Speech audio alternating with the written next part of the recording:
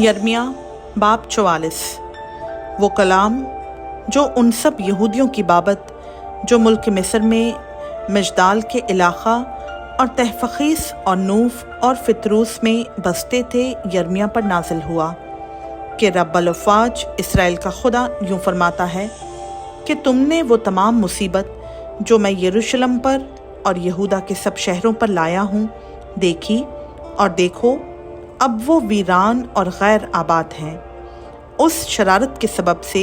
जो उन्होंने मुझे गज़बनाक करने को की, क्योंकि वो गैर माबूदों के आगे बखूर जलाने को गए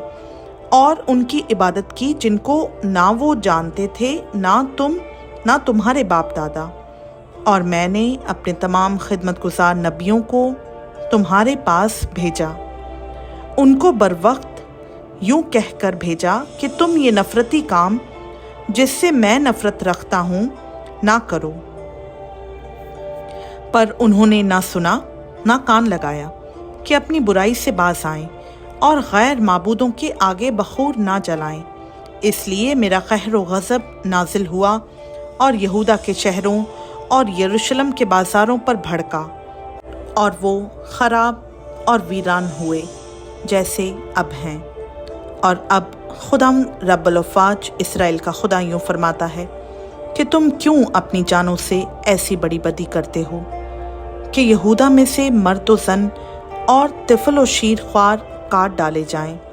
और तुम्हारा कोई बाकी ना रहे, कि तुम मुल्क मिस्र में जहाँ तुम बसने को गए हो अपने अमाल से और गैर माबूदों के आगे बखूर जलाकर मुझको गज़बनाक करते हो कि नेस्त किए जाओ और रोए ज़मीन की सब कौमों के दरमियान लानत व मलामत का बाइस बनो। क्या तुम अपने बाप दादा की शरारत और यहूदा के बादशाहों और उनकी बीवियों की और ख़ुद अपनी और अपनी बीवियों की शरारत जो तुमने यहूदा के मुल्क में और यरूशलेम के बाज़ारों में की भूल गए हो? वो आज के दिन तक ना फिरोतन हुए ना डरे और मेरी शरीयत व आइन पर जिनको मैंने तुम्हारे और तुम्हारे बाप दादा के सामने रखा ना चले। इसलिए रब्बुल अफ़वाज इसराइल का खुदा यूँ फरमाता है कि देखो मैं तुम्हारे खिलाफ ज़ियानकारी पर आमादा हूँगा ताकि तमाम यहूदा को नेस्त करूँ, और मैं यहूदा के बाकी लोगों को जिन्होंने मुल्क मिस्र का रुख किया है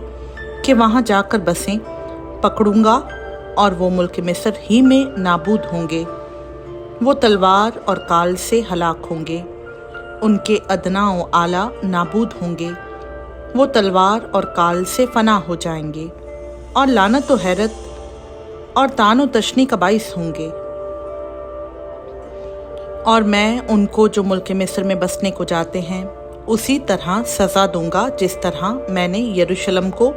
तलवार और काल और वबा से सज़ा दी है।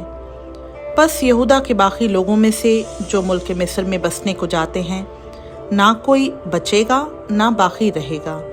कि वो यहूदा की सरजमीन में वापस आएं जिसमें आकर बसने के वो मुश्ताक हैं, क्योंकि भागकर बच निकलने वालों के सिवा कोई वापस ना आएगा। तब सब मर्दों ने जो जानते थे कि उनकी बीवियों ने गैर माबूदों के लिए बखूर जलाया है, और सब औरतों ने जो पास खड़ी थीं, एक बड़ी जमायत यानी सब लोगों ने जो मुल्क मिस्र में फ़ितरोस में जा बसे थे,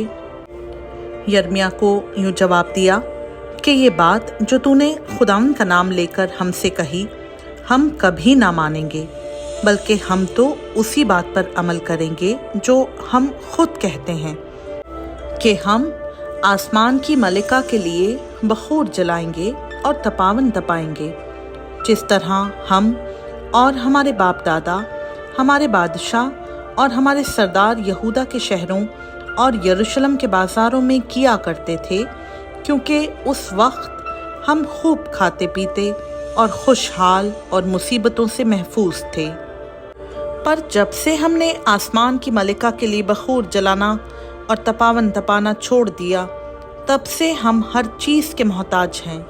और तलवार और काल से फना हो रहे हैं। और जब हम आसमान की मलिका के लिए बखूर जलाती اور तपावन तपाती थीं, तो क्या हमने अपने शौहरों के बगैर उसकी इबादत के लिए कुलचे पकाए और तपावन तपाए थे? तब यिर्मयाह ने उन सब मर्दों और औरतों यानी उन सब लोगों से जिन्होंने उसे जवाब दिया था कहा, क्या वो बखूर जो तुमने और तुम्हारे बाप दादा और तुम्हारे बादशाहों और उमराने रैयत के साथ यहूदा के शहरों और यरूशलेम के बाज़ारों में जलाया, खुदावंद को याद नहीं? क्या वो उसके ख्याल में नहीं आया? बस तुम्हारे बदअमाल और नफरती कामों के सबब से खुदावंद बर्दाश्त ना कर सका, इसलिए तुम्हारा मुल्क वीरान हुआ और हैरत और लानत का बाइस बना, जिसमें कोई बसने वाला ना रहा, जैसा कि आज के दिन है। चूंकि तुमने बखूर जलाया और खुदावंद के गुनहगार ठहरे और उसकी आवाज़ के शिनवा ना हुए और ना उसकी शरीयत ना उसके आइन ना उसकी शहादतों पर चले, इसलिए ये मुसीबत जैसी कि अब है तुम पर आ पड़ी। और यिर्मयाह ने सब लोगों और सब औरतों से यूं कहा कि ऐ तमाम बनी यहूदा जो मुल्क मिस्र में हो, खुदावंद का कलाम सुनो। रब्बुल अफ़वाज इसराइल का खुदा यूं फरमाता है कि तुमने और तुम्हारी बीवियों ने अपनी ज़ुबान से कहा कि आसमान की मलिका के लिए बखूर जलाने और तपावन तपाने की जो नज़रें हमने मानी हैं ज़रूर अदा करेंगे, और तुमने अपने हाथों से ऐसा ही किया। बस अब तुम अपनी नज़रों को कायम रखो और अदा करो। इसलिए ऐ तमाम बनी यहूदा जो मुल्क मिस्र में बसते हो,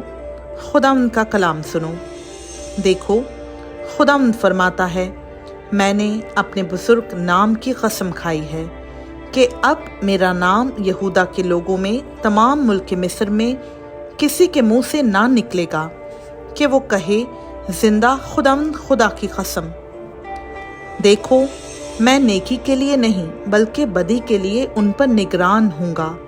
और यहूदा के सब लोग जो मुल्क मिस्र में हैं तलवार और काल से हलाक होंगे, यहाँ तक कि बिल्कुल नेस्त हो जाएंगे। और वो जो तलवार से बचकर मुल्क मिस्र से यहूदा के मुल्क में वापस आएंगे थोड़े से होंगे, और यहूदा के तमाम बाकी लोग जो मुल्क मिस्र में बसने को गए जानेंगे कि किसकी बात कायम रही, मेरी या उनकी। और तुम्हारे लिए ये निशान है, खुदावंद फरमाता है, कि मैं इसी जगह तुमको सज़ा दूंगा, ताकि तुम जानो कि तुम्हारे खिलाफ मेरी बातें मुसीबत की बाबत यकीनन कायम रहेंगी। खुदावंद यूं फरमाता है कि देखो, मैं शाह मिस्र फ़िरौन हुफ्रा को उसके मुखालिफों और जानी दुश्मनों के हवाला कर दूंगा, जिस तरह मैंने शाह यहूदा सिदकिय्याह को शाह बाबल नबूकदनेस्सर के हवाला कर दिया, जो उसका मुखालिफ और जानी दुश्मन था। खुदावंद का पाक कलाम का पढ़ा, सुना, समझा और कबूल किया जाना हम सबों के लिए बाइस बरकत हो। आमीन।